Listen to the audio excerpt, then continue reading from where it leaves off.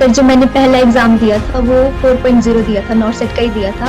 तो सर उसमें मतलब उतनी तैयारी नहीं हो पाई थी और मेरा रैंक भी अच्छा मतलब मेरी जो परसेंटेज थी वो 49% थी, तो उस टाइम 1% से मेरा रह गया, थोड़े से मार्क्स से रह गया। तो उसी टाइम सोच लिया था कि इस बार इतनी मेहनत करनी है कि नेक्स्ट टाइम जो है बहुत अच्छा रैंक आए। मैंने देखा था जो एग्ज़ाम था वो बहुत ईज़ी आया था, तो मुझे लगा था कि बहुत हाई कट ऑफ जाएगी, पता नहीं होगा या नहीं होगा।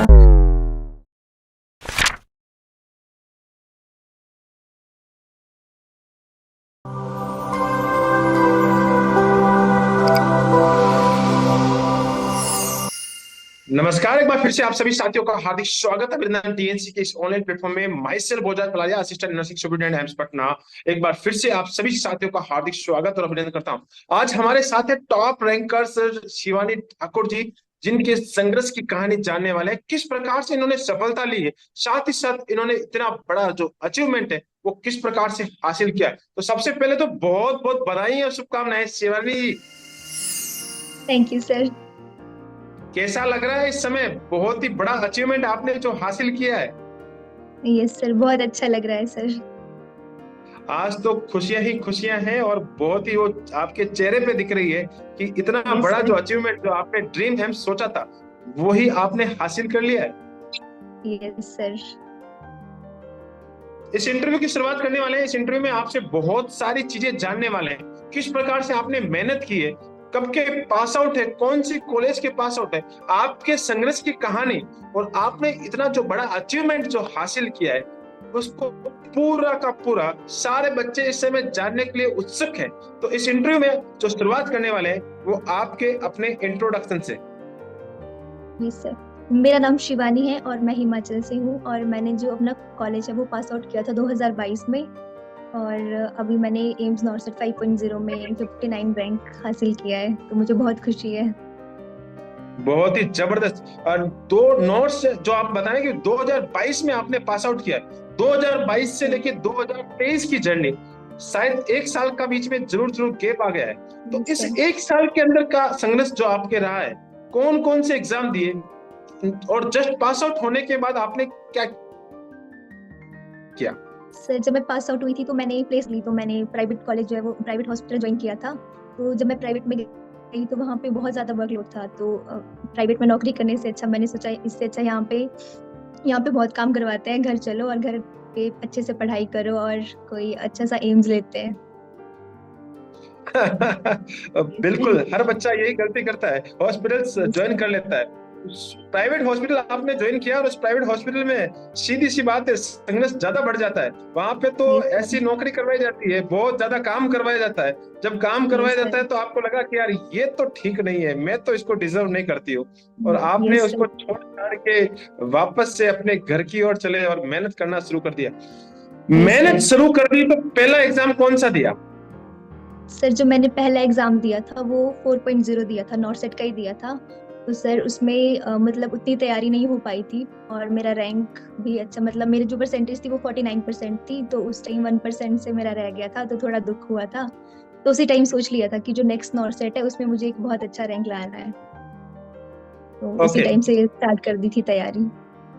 बहुत सारे बच्चे इस समय आपको देख पा रहे हैं और वो भी ये देख पा रहे हैं कि नॉर्थ सेट 4.0 में आपको सफलता नहीं मिली थी। तो Yes. कैसी फीलिंग आई। रोना धोना तो होता ही है कि यार क्या हो गया इस बार, बहुत बुरा हुआ है। हर बच्चे के साथ ये होता ही होता है कि पॉइंटों से 1 नंबर से 2 नंबर से पहले एग्जाम में जब रह जाता है तो रोना तो आता ही है, और रियल में मन में एक दुख होता है। तो उस टाइम मुझे बहुत दुख हुआ था कि नहीं अभी तो नहीं हुआ और थोड़े से मार्क्स से रह गया, तो उसी टाइम सोच लिया था कि इस बार इतनी मेहनत करनी है कि नेक्स्ट टाइम जो है बहुत अच्छा रैंक आए। और उसी टाइम से मैंने बहुत अच्छे से तैयारी करना शुरू कर दिया था। ओके, टीएनसी के साथ आपने चालू स्टार्ट रनिंग कर दी कि अब की बार टीएनसी के साथ चलना है। तो टीएनसी की जानकारी आपको कहाँ से मिली थी। सर टीएनसी के बारे में मैंने यूट्यूब में ही जाना था, मतलब किसी यूट्यूब में एक यूट्यूबर थे, उन्होंने बताया था कि टीएनसी की जो टेस्ट सीरीज होती है वो बहुत अच्छी होती है। और मैंने बहुत जगह भी और सुन रखा था, तो मैंने उसी टाइम सोच लिया था कि टेस्ट सीरीज ज्वाइन करनी है, और मैंने तो लगातार टेस्ट दिए और बहुत अच्छा रैंक आया, उसी की वजह से आया है। ओके, टीएनसी के टेस्ट आप हमेशा दे रहे थे, लगातार चल रहे थे। तो टीएनसी के अगर जो टेस्ट थे उसके साथ साथ जो आपकी रैंक है, सबसे पहली रैंक कौन सी आई, सबसे अच्छी रैंक कौन सी आई और सबसे खराब रैंक कौन सी आई? Yes sir. सर जो मेरी पहली रैंक थी वो 67 थी, और खराब तो आती रहती थी हर बार, मतलब कभी कभी खराब आती थी, बहुत बार आती थी मेरी तो, क्योंकि मैं हो जाता था ऐसा मेरे साथ, कभी कभी मेरी 6000 5000 ऐसी आती थी। और सबसे अच्छी रैंक? सर सबसे अच्छी रैंक याद नहीं है। सबसे अच्छी रैंक टॉप 30 में जरूर आए होंगे आप। और बिल्कुल कई बार खराब रैंक का आंकड़ा आपको हमेशा याद रहता है, अच्छी रैंक हमेशा याद नहीं रहती है। चलो, बहुत ही अच्छी बात है। और मैं आपको एक्सपीरियंस पूछना चाहूंगा, जो वीडियो रेस्टर्स के बारे में, जो आपने प्लान जो परचेस किया था, वीडियो रेस्टर्स जो आपको मिलते थे, कैसे लगे? सर जो वीडियो रेशनल होते हैं, जैसे आपको सामने से कोई पढ़ा रहा होता है तो बहुत अच्छे से वो रिटेन रहता है, तो मुझे तो आदत है कि सामने से कोई पढ़ा दे तो मुझे बहुत बहुत मतलब ज्यादा रिटेन रहता है। खुद से पढ़ने में बहुत आलस आता है, तो वो बहुत अच्छे थे सर। बिल्कुल। बच्चे यही सोचते हैं कि हमें पका पकाया अगर मैटर मिल जाए, खुद से समझाने वाला कोई मिल जाए, तो बहुत ही बड़ा बेनिफिट मिलता है। और वीडियो रेस्टोरेंट से आपको वो सारी चीजें मिलती थी और लगातार आप कॉम्बो प्लान के साथ आगे बढ़ रही थी। जब एग्जाम हॉल की बात कर लेते हैं, एग्जाम हॉल के अंदर जब आप एग्जाम देने गए थे, और उससे पहले की बात भी मैं करना चाहूंगा, एंजाइटी का जो माहौल रहता है, तो एंजाइटी आपको भी हुई थी? क्योंकि बच्चे सोचते हैं कि टॉपर्स को ऐसा लगता है कि एंजाइटी नहीं हुई होगी, तो क्या आपको भी ऐसी एंजाइटी हुई थी? यस सर, मुझे तो बहुत एंजाइटी होती है और उस टाइम भी बहुत हो रही थी, पर जैसे जैसे क्वेश्चन आते गए तो देखा ये तो बहुत आसान है, तो बस एंजाइटी वैसे ही खत्म हो गई। एग्जाम हॉल में की बात बता रहे हैं कि एंजाइटी जैसे जैसे खत्म होती गई, कि जैसे जैसे पेपर सामने आता है। टीएनसी यस का सर। पेपर और एग्जाम हॉल का पेपर दोनों सिमिलर ही थे या कुछ बदलाव? यस सर, बहुत सारे क्वेश्चन सेम टू सेम वही आ गए थे, ऑप्शन भी सेम ही थे, तो वो तो बहुत खुशी हुई जब उनको देखा। बिल्कुल। कितने क्वेश्चंस आपने अटेम्प्ट किए थे? सर मैंने 80 क्वेश्चंस अटेम्प्ट किए थे, उसमें से मेरे कितने 10 क्वेश्चन क्वेश्चन सही गलत हो हो गए। गए और कितने गलत? सर मेरे 70 क्वेश्चन राइट थे और 10 मेरे इनकरेक्ट थे।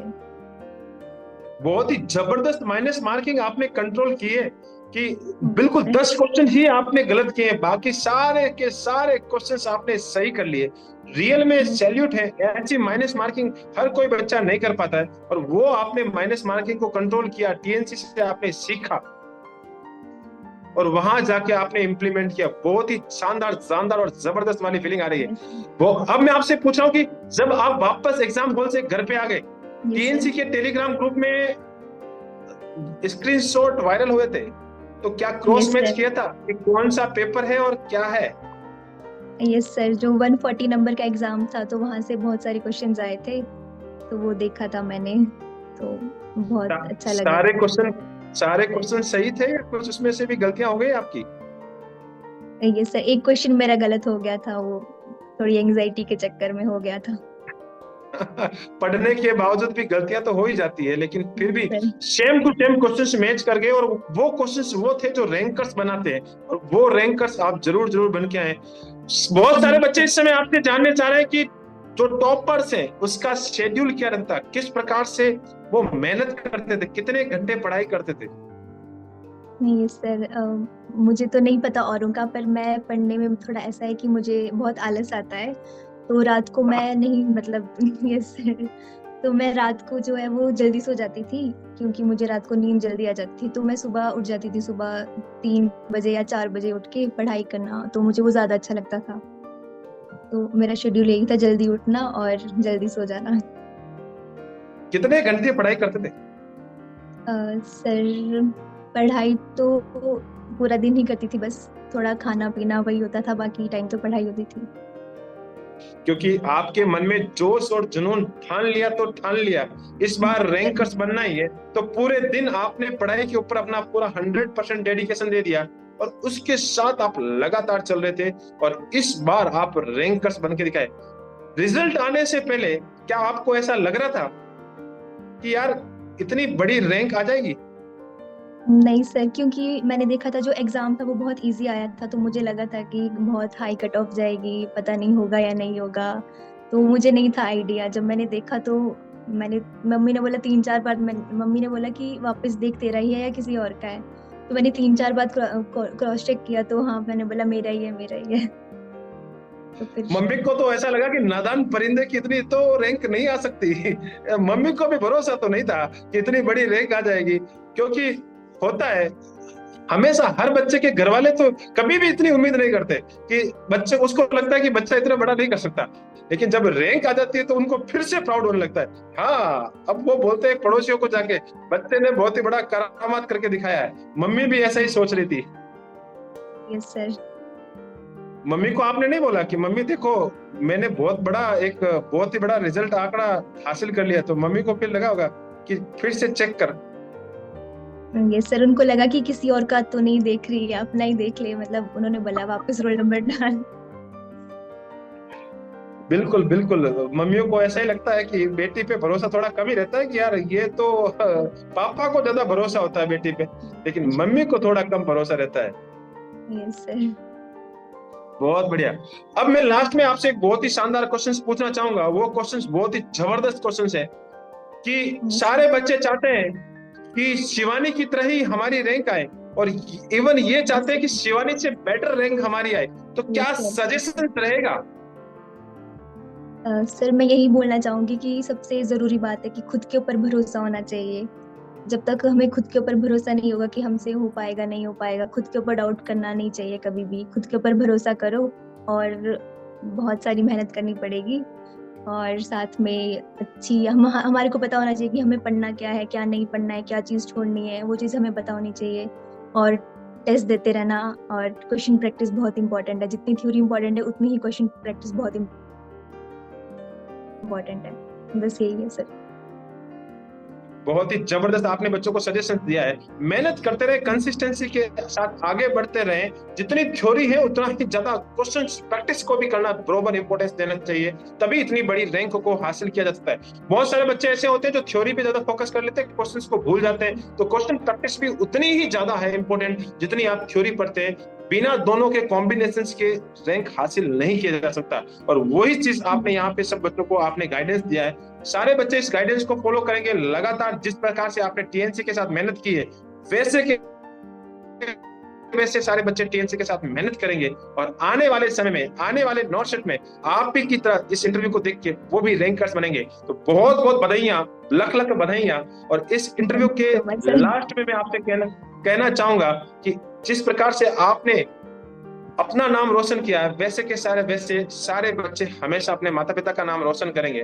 तो बहुत बहुत बधाई। इस इंटरव्यू सेशंस को आपने अटेंड किया, उसके लिए भी बहुत बहुत धन्यवाद। आप हमेशा ऐसे ही अपना नाम, अपने माता पिता का नाम, जिस धरती से आते हैं हिमाचल का नाम, जिस कॉलेज से पढ़े उस कॉलेज का नाम, साथ ही साथ टीएनसी का नाम हमेशा रोशन करता है। जय हिंद, जय भारत, वंदे मातरम। Thank you so much.